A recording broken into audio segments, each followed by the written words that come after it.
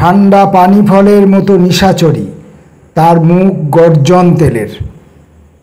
অতল পাখার আড়ালে ডাকে স্থলপদ্ম আর গঙ্গা ফড়িং। পথদেবী, এই আবাদ স্টেশন শৈবাল দাম, ঈশ্বর বিমুখ। ক্ষিপ্র হাতে মৃত্যু ও যৌনতার আয়না খুলে ধরো। বাঁশির ভুলে যাওয়া আর্ত বেদেনীর মতো সুরে হাতের শাখার শীত জ্যোৎস্নায় মুছে যাচ্ছে। সাপেদের লাল চোখ, শোকের কবিতা। নদীর মতো স্নিগ্ধ কোনো গাবি এখানে ঘুমায়, মুখে বৃষ্টির রেখা, গর্জন তেল ধোয়া গাল মোছে ট্রেন।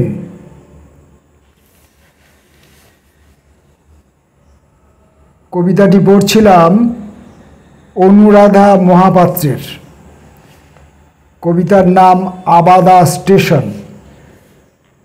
অনুরাধা মহাপাত্রের কবিতা। এমনিই আমি সাধারণভাবে কবিতা পড়তে গিয়ে হোঁচট খাই, রাস্তা চলতে গিয়ে হোঁচট খাই, কথা বলতে গিয়ে হোঁচট খাই, কবিতা বলতে গিয়ে পড়তে গিয়ে হোঁচট খাই, এবং চুপচাপ থাকতে গিয়েও হোঁচট খাই। এইভাবে হোঁচট খেতে খেতে কবিতা যাপন। অনুরাধা মহাপাত্রের কবিতা পড়তে এসে এক নিঃশ্বাসে কবিতা পড়ে যাওয়া যায় না। একটি কবিতা পড়তে বেশ কিছুটা সময় লাগে। ধ্যান, পাপ কিংবা পূজা সংস্কার নয়, সমাজসেবা কিংবা কবিতা লেখার তর্ক নয়, ভাঙা ঘর কিংবা ফ্ল্যাট বাড়ির ঈর্ষা নয়, প্রেম ও অপ্রেমের আরব্য কাহিনী নয়, মেদিনীপুরের চাষবাস কিংবা কলকাতায় অফিস চেয়ারের সমালোচনা সাহিত্য নয়, কবির জীবনী লেখা নিয়ে বড় বাজার নয়।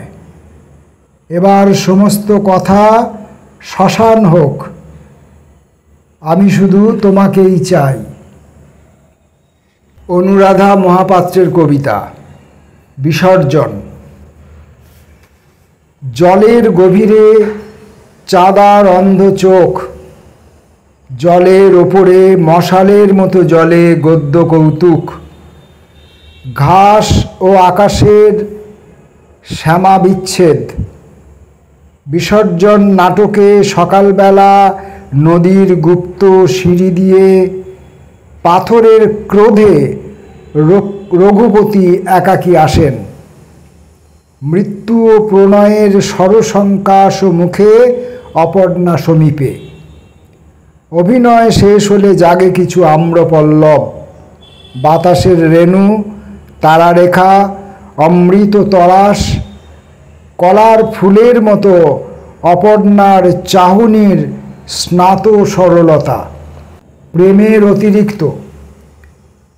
আজ কেন পোড়া চোখে জল আসে? শূন্যতা হে আবার, কেন শূন্যতা আবার? শুধু দেখি ঈষৎ আলোয় অন্তহীন রুক্ষ সোনার বালিয়াড়ি, ঠিক তার এক পা দূরে মহাবলীপুরমের অন্ধকার, আরও অন্ধকার অন্তহীন সমুদ্র গর্জন আছড়ায়, শুধু জমাট রুদ্ধশ্বাস জল আছড়ায়। গ্রীষ্ম সন্ধ্যা, গ্রীষ্ম শুরু। এ কারণে আমি তেমন পিপাসার্ত নই।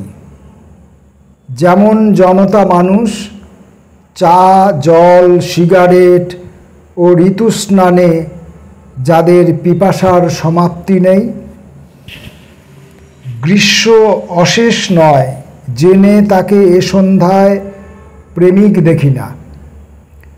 শুধু তার গলায় একটিমাত্র রুদ্রাক্ষ সকালবেলার বালক মুখ মনে হয়, রক্ষা কবচ। চকিতে অসম্ভব পিপাসা পায়, অথচ পান করতে পারি না এই সামান্য স্বাদের পৃথিবীতে। খরিশ, খরিসের শিকারকালীন ডাক সকালবেলায়, স্বপ্নে বেতারে গ্রাণ প্রবাহের দিকে ভেসে যায়। জামফুলে আকাশ কোনো খরিসের গোপনতা পেলে দেখি নীল সংক্রান্তির স্নানে যুবতীরা উত্তরে চলেছে। দু একটি শ্বেত বাসকের মতো বিধবাও আছে। ওই যৌথ স্নান দুই ভিন্ন বাতাসের, সন্দেহ হয় মিশে যেতে পারে। বাগবাজারের রাশিকৃত রাতপদ্মে খরিসের প্রাণ ঢলে পড়ে। নীল সংক্রান্তির রাতে বৃক্ষটি তোলা হলে স্বপ্নে তার সাক্ষাৎ হয়েছে। অনুরাধা মহাপাত্রকে পড়তে হলে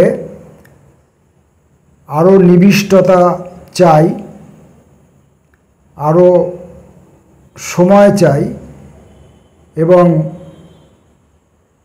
পাঠকের আরও দক্ষতা থাকা চাই। এই সব কিছুর অভাব অতিক্রম করে আমি অনুরাধা মহাপাত্রের কবিতাগুলিকে ছোঁবার চেষ্টা করছি। নিশীথ পাঠক। প্রাচীন গির্জার কাছে ঘাতক ও ফকির হেসে হয় খুন। যে কোনো মুহূর্তে ছাদ ভেঙে পড়বে, দাও গজে চাল। চারপাশে বল্লম, লতাপাতা, খড়ার শিকড় বাট, বালিমেশা মাংসের টুকরো ও রুটি। দক্ষিণের দিক থেকে আরব পদযাত্রী, সন্তের বসন্ত। সমুদ্রে আত্মহত্যাকামী কোনো নিশীথ পাঠক গেয়ে ওঠে গান। জানালায় পর্তুগিজ মেয়েটির চাঁদে আচমন। জীবন সকলই আজ শান্ত নীলাচল। চাঁদে ডুব দিয়ে ওই ফকির ও ঘাতক হয় খুন। কবির আরও কিছু কবিতা নিয়ে আমরা আরও একদিন একটু নিবিড়তার, একটু নিবিষ্টতার এবং একটু অন্বেষণের চেষ্টায় থাকার অভিপ্রায় নিয়ে আজকের মতো অনুরাধা মহাপাত্রের কবিতা পড়া শেষ করলাম। নমস্কার।